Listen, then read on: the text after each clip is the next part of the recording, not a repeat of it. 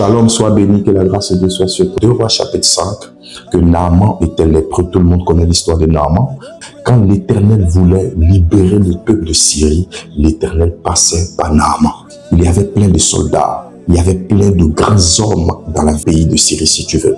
Mais la Bible dit que quand l'Éternel voulait visiter ce peuple-là, il passait par Naaman pour délivrer le peuple. Dieu passait par Naaman pour donner la victoire à Syrie. L'Éternel passait par Naaman pour délivrer son peuple. L'Éternel passait par Naaman pour donner la victoire. Et la Bible même dit que Naaman avait la faveur de son chef d'État de l'époque. C'est-à-dire la faveur du roi. L'Éternel passait par lui. Moi, je retiens le fait que l'Éternel passait par lui. Dieu voyait sa lèpre, mais Dieu traversait sa lèpre pour faire de Naaman un héros. Je vais parler ce matin à gens qui trouvent de fausses excuses pour ne pas aller à l'église ou de fausses excuses pour ne pas prier Dieu.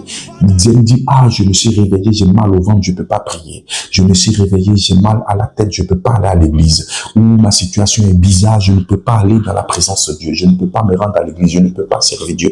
On a toutes sortes d'excuses. Si ce ne sont pas les enfants, c'est le travail. Si ce n'est pas le travail, c'est une maladie, c'est une situation que nous invoquons pour pouvoir refuser d'être dans la présence de Dieu. Naaman était malade. Cependant, il avait la faveur de son chef d'État de l'époque. Naaman était malade. Cependant, l'Éternel donnait la victoire par lui. Tu peux être malade et puis aller à l'église. Dieu passe par toi pour guérir quelqu'un d'autre. Tu peux être en difficulté financière et Dieu peut passer par toi pour donner une opportunité financière à quelqu'un. Tu peux être dans une situation difficile et Dieu passe par toi pour donner la solution à quelqu'un d'autre. Quand l'Éternel veut agir, Dieu ne regarde pas forcément la situation présente dans laquelle tu es. L'Éternel fait sa volonté. L'Éternel a appelé Cyrus mon serviteur. Pourtant, Cyrus était un païen. Quand Dieu veut accomplir sa volonté, Dieu transforme qui il veut en son oint. Donc, tu dois comprendre quelque chose. Ne trouve pas des excuses pour ne pas prier. Ne trouve pas des excuses pour ne pas aller à l'église. Ne trouve pas des excuses pour dire, il y a des faux pasteurs, il y a des faux prophètes, il y a des faux bishops, je ne vais pas à l'église. Il y a des faux médecins. Mais cependant, quand tu es malade, tu cours pour aller aux urgences. Pourquoi tu ne te dis pas que tu peux tomber sur un faux médecin? Mais tu t'en vas quand même.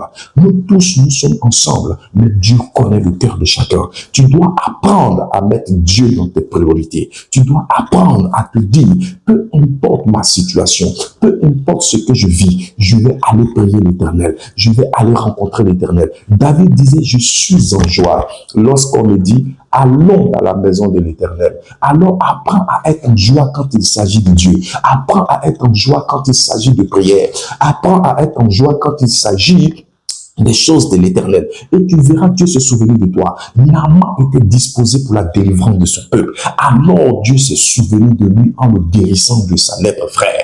Parce que quelqu'un qui est un général d'armée, rempli de lèpre, selon la loi hébraïque, être lépreux, déjà tu es impur.